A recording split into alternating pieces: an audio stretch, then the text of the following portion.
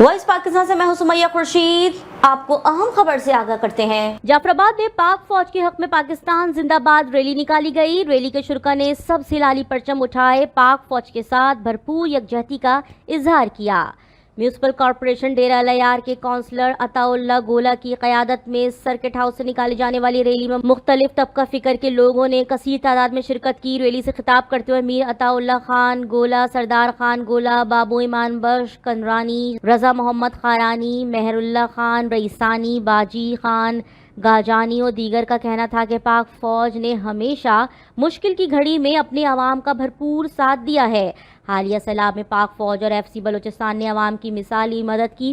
कुछ अनासर मुल्क में अदम इस्तेकाम लाने की नाकाम कोशिश कर रहे हैं। हम गैर जमहूरी साजिशी और खूनी लॉन्ग मार्च को यकसर मुस्तरद करते हैं, क्योंकि इस साजिशी लॉन्ग मार्च में इदारों के खिलाफ बेबुनियाद इल्ज़ामात आयद किए जा रहे हैं।